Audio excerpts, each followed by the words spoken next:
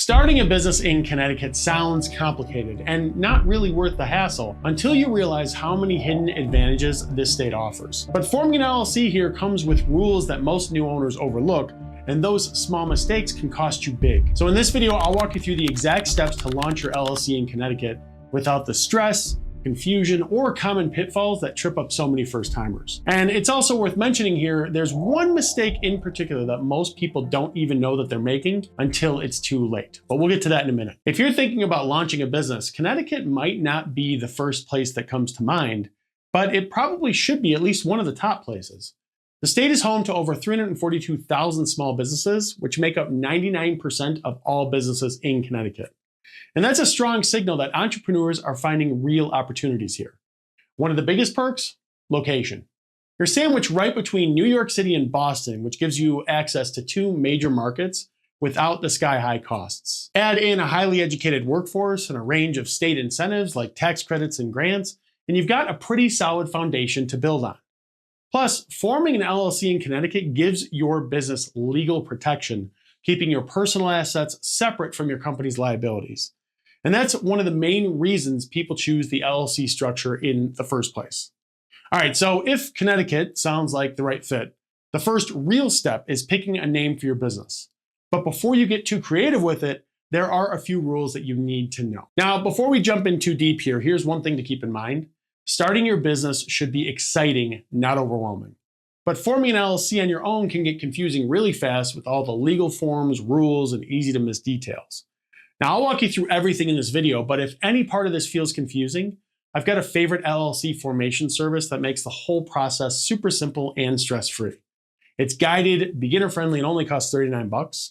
So if you hit any bumps along the way, just click right up here to get step-by-step help setting up your LLC the easy way. All right, so let's talk about naming your LLC in Connecticut. So first, your LLC name must include Limited Liability Company, or an abbreviation like LLC or LLC at the end. Now that's not optional. It's how the state knows that you're operating as a limited liability company. Next, your name has to be unique. So that means that it can't be too similar to another business already registered in Connecticut. Now to check if your name is actually available, you can go ahead and use the Connecticut Business Registry search tool that's on the Secretary of State's website.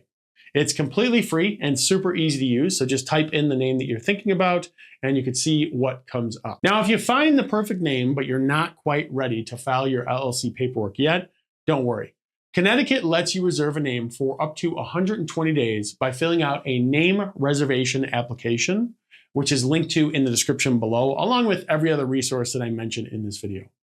Now, this costs $60, and it basically will hold your spot so no one else can grab that name while you get everything else in order. And a quick heads up here, your name can't include certain restricted words like bank, insurance, or really anything that implies that you're a government agency or entity unless you've got special approval. So try to just keep it really simple and clear. Now, once you've locked in a name that's available and follows the rules, you're ready for the next step, which is choosing your registered agent. And trust me, this part is more important than most people realize. So choosing a registered agent is where many people make a big mistake, which I did mention in the intro. So this is the person or the company that's responsible for receiving official documents on behalf of your LLC. So things like legal notices, tax forms, and state correspondence. Think of them kind of as your business's go-to contact for anything related to the government. Now, you've got a few options here, right? You could be your own agent if you're a Connecticut resident with a physical street address, so you can't have a P.O. box. You can also appoint someone that you trust, like a friend or a family member, as long as they meet the same requirements. Or you can hire a professional registered agent service. Now, many business owners, they will go with a professional service for two big reasons. First, the service protects your privacy because if you choose to be an agent yourself, your address that you put into your documents, that becomes public record. And second, peace of mind, because they'll always receive your records and forward them along very quickly and make sure you don't miss anything. So if you want the best mix of privacy, reliability, and customer support, I recommend that you go with Northwest Registered Agent. They'll keep your personal address off of all the public records, give you a dedicated team for support, and notify you right away if anything urgent comes in. Now, Northwest charges $39 plus state fees to form your LLC, and you can click right up here to check them out, or just check them out in the description. Now, once your registered agent is set, you're ready to make it official by filing what they call a certificate of organization.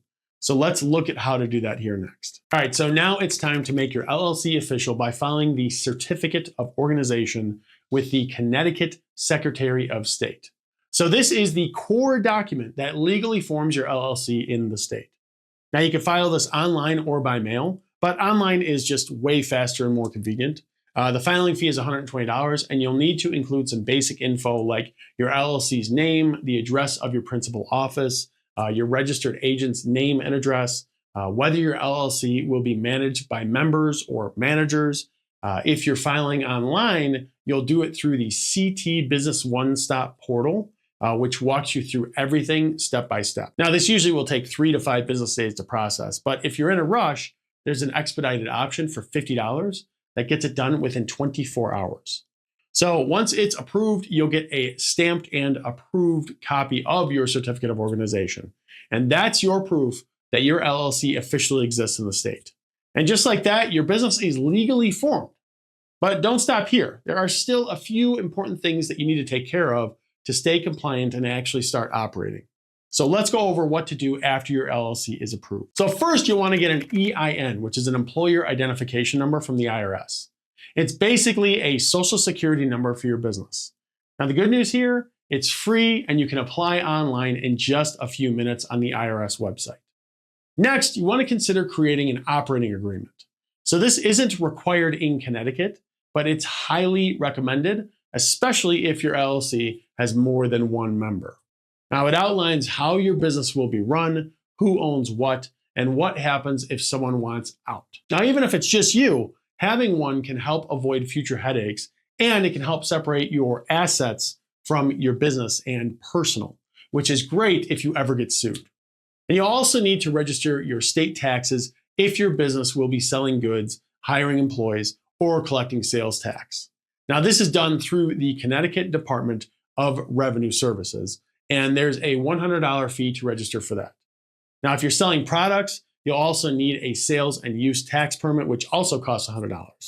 And depending on your industry, you may need local or state licenses or permits, so it's also worth checking with your city and county as well. And finally, don't forget about the annual report. So it's due every year between January 1st and March 31st, and it costs $80 to file.